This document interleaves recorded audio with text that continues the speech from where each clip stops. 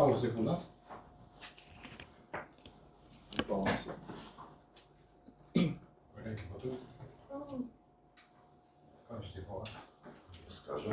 Може да повелете. Почитувани представници на медиумите, добро дојдовте на денешната пресконференција во Центарот за управување со кризи, на која ќе бидете информирани за состојбата со пожарите низ земјава, како и за владината мерка околу јавниот повик за превенција од пожари. Најпрвен да информирам дека сите оние пожари кои што во текот на вчерашниот ден во попладневните часови се појавија како резултат на силниот ветар и искрење од жици, во општините Куманово, Старо Нагоричане, на територијата на град Скопје, Струга, Демирхисар, Битола, сите се целосно изгаснати. Во текот на последното деноноќие изгасени се вкупно 28 пожари, успешно изгаснати се 28 пожари. Активен пожар имаме само еден во општина Василево, кај село Нивичино, каде гори нискостеблеста шума. Пред неколку минути добивме и информација за почетен пожар во непристапен терен помеѓу селата Ракле и Никодин Прилепско. Под контрола веќе се ставени оние 4 пожари кои што беа активни во општина Велес кај селата Джидимирци, Крушје и Ванковци, општина Дојран кај село Николич, во општина Демирхисар и во општина Македонски Брод помеѓу селата Црешнево, село Локвица, село Крапа. И да напоменам дека овие пожари кои што се веќе ставени под контрола се веќе целосно, очекуваме дека во текот на денешниот ден целосно ќе бидат локализирани, во најголем дел се изолирани и постои само чадење. Во однос на интервенциите согласно одлуките на главниот штаб за ангажирање на ресурси, во текот на денешниот ден 2 ер-трактори на Дирекцијата за заштита и спасување, како и 2 возила со екипаж, ќе бидат ангажирани на пожарот кај село Нивичино во општина Василево. Исто така на овој пожар ќе биде ангажиран и хеликоптер на Министерството за внатрешни работи. Вториот хеликоптер на Министерството за внатрешни работи, како и воздухопловот на армијата, ќе бидат ставени во готовност и ќе бидат ангажирани според приоритетите и потребите на главниот штаб во текот на денешниот ден. Специјализирани возила на Дирекцијата за заштита и спасување Пинцгауери ќе бидат распределени на 3 локации, и тоа едно возило со екипаж на пожарот помеѓу селата Крапа и Локвица во општина Македонски Брод, 2 возила со екипаж кај селата Джидимирци, Крушје и Ванковци во општина Велес и, како што и претходно споменав, 2 возила кај село со екипаж кај село Нивичино во општина Василево. Армијата ќе ангажира 30 припадници на пожарот кај селата Димирци, Крушје и Иванковци во општина Велес. Специјализираните тимови на Дирекцијата за заштита и спасување за гаснење пожари ќе бидат ангажирани по потреба во согласност со развојот на состојбата на терен и секако по проценка на главниот штаб. Во врска со јавниот повик за превенција од пожари и владината мерка во врска со овој јавен повик, го замолувам подетални информации да даде раководителот на главниот штаб за управување со кризи, господинот Стојан Ангелов. Благодарам, Надица.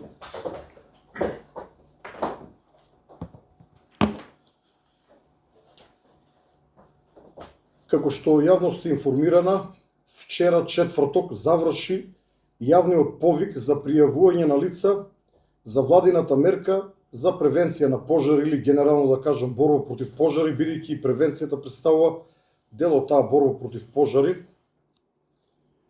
Интересот беше навистина голем, но се појави еден лимитирачки фактор пред се во тоа што еден од основните услови е лицата кои што се пријавуваат да бидат регистрирани како активни баратели на работа. За жал, нам ни се пријавија повеќе луѓе, вклучително и ке мене лично, но и во нашите институции, лица кои што не се пријавени во Агенцијата за вработување како активни баратели на работа, или истите работат на други места, но се заинтересирани да се вклучат во оваа мерка. И од тие причини едноставно не може да се приклучат кон оваа мерка, бидејќи основниот услов беше и останува тие да бидат активни баратели на работа, што значи да бидат лица кои што уредно се пријавени во Агенцијата за вработување. Бројката во овој момент се движи нешто испод 400 пријавени кандидати. Од тие причини одлучивме рокот да го поместиме за уште 5 дена, односно уште 5 дена граѓаните имаат можност да се пријават за оваа мерка и оние кои што не се активни баратели на работа имаат време да се пријават во Агенцијата за вработување и потоа да отидат во најблискиот центар за вработување и да поднесат соодветна апликација, при тоа носејќи со себе само една обична лекарска потврда издадена од матичниот доктор, во која што пишува дека немаат сериозни болести кои што би пречеле или би представувале ризик за нивниот живот и здравје при извршувањето на задачата за која што ги бараме. Тоа е отприлика оно што имав да го кажам, доколку имате прашања, повелете. Во однос на сумата, нели, која се нуди 24.000 денари за тие што ќе бидат привремено ангажирани како пожарникари, дали сметате дека според вас тоа е доволна сума со оглед на тоа дека станува збор за прилично ризична професија, тие ќе бидат секој ден во оган, ќе вдишуваат чад и ќе оставаат во ризик својот живот? Најверојатно немате внимателно прочитано владината мерка или јавниот повик. Тука морам малку да коригирам. Целта на владата е преку оваа мерка да привлечеме пред се млади и здрави луѓе кои што се заинтересирани да се занимаваат со пожарникарството како нивна професија во иднина. Да, примањата се навистина ниски, но овие примања се како една мала награда која што би и се дала за време на селекцијата на која што тие би присуствувала. Нашата намера е лицата кои што ќе се пријават да најпрво добијат униформа и опрема, потоа да поминат неколку дневна обука и потоа оние кои што ги исполнуваат основните услови да бидат вклучени во полесни пожари, вклучително гасење на тревнати површини. Оние кои што понатаму би се покажале како похрабри, поподготвени и кои што влеваат надеж дека може да бидат добри пожарникари, би имале можност да бидат вработени во локалните територијални противпожарни единици. На тој начин локалните единици ќе добијат претходно селектирани лица кои што поминале и обука и имаат одредено, би рекол, практично искуство. Од најдобрите од нив, особено во Скопскиот регион, ќе ги одбереме лицата кои што се разбира оние кои што ќе се пријават и кои што ќе станат дел од новата специјална единица за заштита и спасување, која што веќе е во фаза на формирање и во овој момент истата треба да има најмалку со воен речник 2 чети. Првата чета е, пак ќе кажам условно, оклопна чета, односно прилагодените специјални возила, БТР, Хермелини и Пинсгауери. Втората чета со војнички речник би била пешадиска, односно тоа би биле лицата кои што се подготвуваат за пожарникари. Идејата е едноставна, ние постојано ја кажуваме во јавност, особено јас објаснувам, но во вестите кои што се лимитирани на минути или две се разбира дека сето ова не оди, многу од граѓаните немаат реална представа, затоа ве молам, барем во пишаниот дел од вашите вести, пренесете ги овие информации. Имаме една интересна појава во Скопје, бројот е најслаб. Интересот во Скопје е најслаб, а знаеме дека во Скопје има најголем број на население, во Скопје и околината. Да, повторувам, малата понудена плата е внимателно одбрана, таа сума да биде стимул луѓето да се пријават, но големиот стимул е можноста трајно да бидат вработени на еден транспарентен начин, бидејќи кога вие ќе соберете на едно место 20-30 луѓе, еве во Скопје планираме 80. Тие меѓу себе ќе се гледаат, ќе знаат кој колку од нив е физички подготвен, кој колку е добар, колку е храбар, колку може да се носи со професијата која што ја одбрал за идниот период. На тој начин и ќе биде целиот процес транспарентен и ќе се даде реална можност, за разлика од многу порано наместени огласи, да влезат оние кои што на вистина се добри да ја работат оваа работа. Ако ние и понатаму примаме луѓе кои што претходно не се селектирани, се заканува опасност некои од нив да не се снајдат со новата професија, да имат здравствени ограничувања, физички ограничувања и така натаму. Се разбира дека во селекцијата, за која што ќе биде задолжена дирекцијата за заштита и спасување, би рекол под мое водство, ќе бидат одбрани подобрите кандидати. Кандидати кои што ќе се утврдат здравствени проблеми нема да бидат примени по овој јавен повик, бидејќи не е целта некој да отиде на пожар и таму да го изгуби животот или да загуби дел од своето здравје. Целата мерка е внимателно испланирана, ги повикувам сите заинтересирани граѓани, особено помладите кои што се чувствуваат здрави, психофизички силни, да аплицираат, нека се уверат самите. Доколку не и се допаѓа, во било кој момент може да се повлечат од нивниот ангажман. Во која општина има најголем интерес за оваа мерка?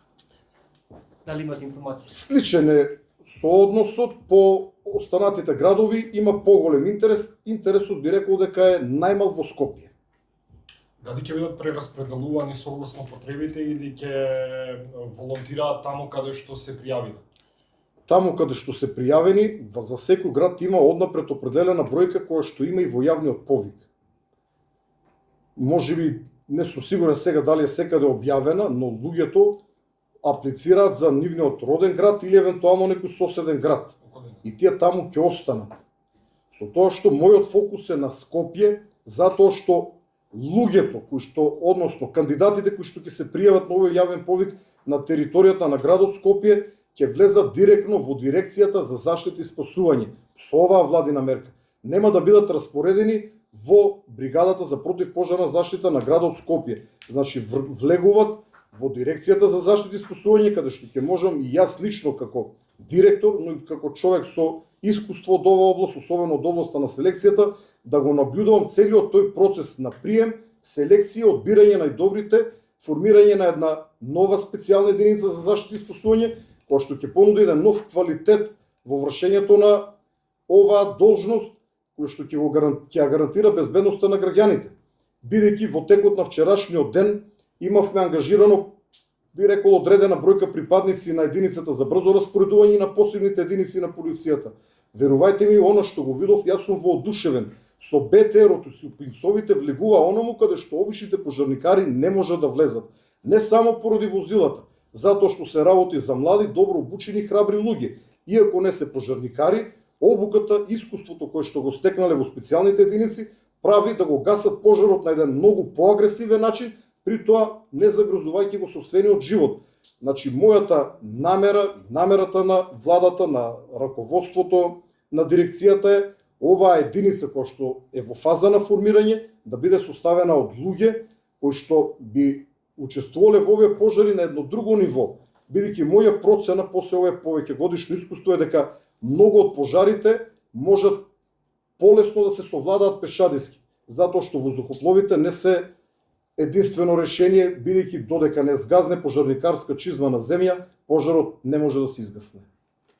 Само едно прашање, каква ви е идејата со оваа интервентна пожарна од аспект на тоа дека ако ги гледаме бројките секаде не настасуваат пожарникари, дали ова треба да биде надополнување за бригадите кои што ги има по општините или ова ќе биде само за шумски пожари во текот на летните месеци? Бевме многу јасни од најавата на оваа мерка, заклучно со денес. Луѓето кои што ќе бидат селектирани, кои што ќе ја поминат обуката и ќе стекнат малку практично искуство во гасење на шумски пожари, ќе бидат вработени во локалните територијални противпожарни единици, ќе станат редовни пожарникари, што значи дека понатаму ќе бидат користени за сите пожари со кои што се справуваат локалните пожарникари, вклучително и урбаните пожари. Додека во Скопје нашата намера е да формираме нова специјална единица за заштита и спасување, мултифункционална, која што летно време ќе гаси пожари, но и ќе спасува луѓе по планините. Зимно време овие оклопни возила, особено БТР-ите, ако се стави нош од булдожер напред, можат да бидат одлични чистачи на снег од пат.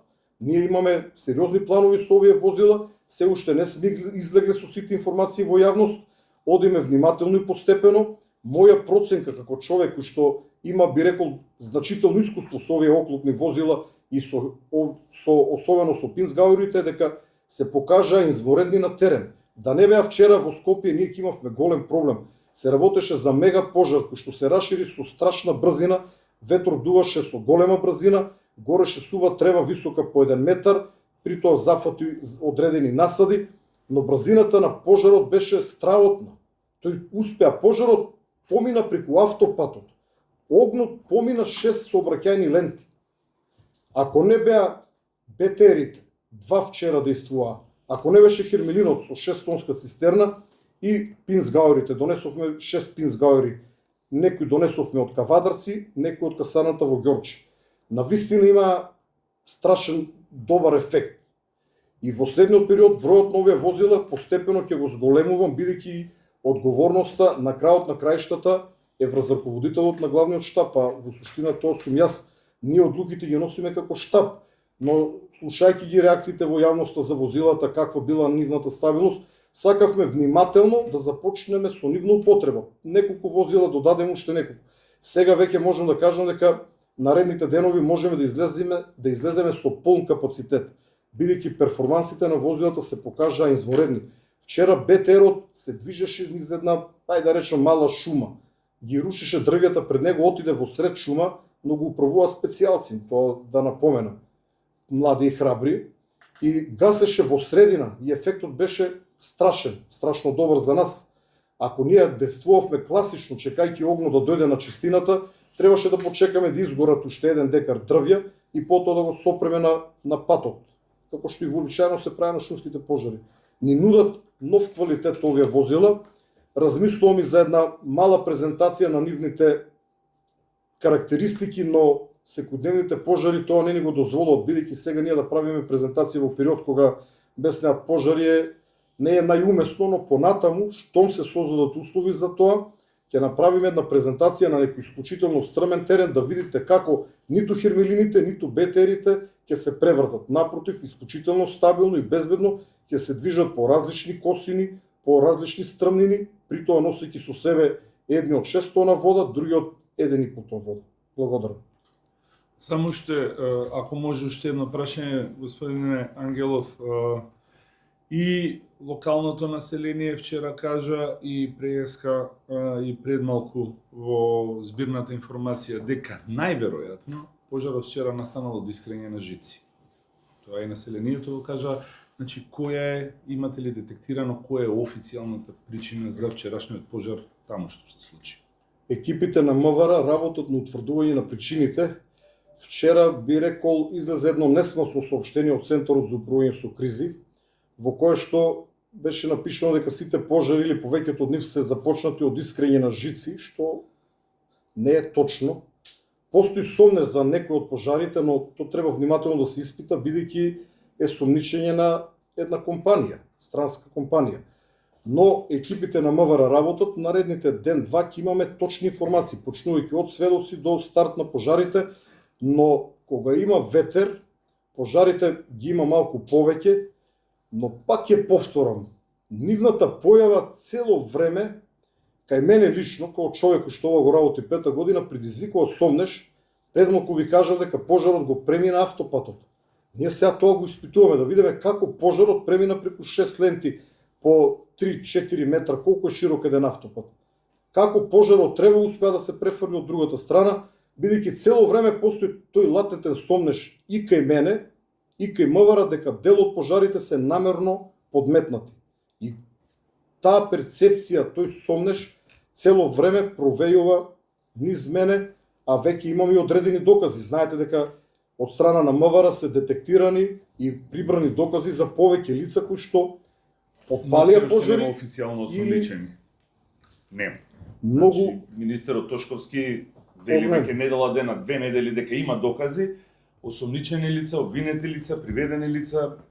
многу тешко се докажува. Ако ние утрото на големиот пожар над Чучер не ги сфрлевме пожарникарите со хеликоптер и немаше да ги видиме дрвените палети кои што мирисале на бензин, половина час подоцна палетите ќе беа прав и пепел. Да, во ред, за вчера ве прашувам затоа што имаше изјави од мештани кои што рекла дека виделе искрење. Вие апелиравте уште на самиот почеток до граѓаните да си ги средат дворовите засеци, да се направат во ред. Апелиравте и до Евана да си ги проверат. Во вашата емисија апелирав до граѓаните доколку забележат лабави жици, тоа веднаш да го пријават во МЕПСО, односно во Евана, се извинувам, или на бројот 112, бидејќи ние имаме многу коректен договор со Евана, до кој што тие се придржуваат.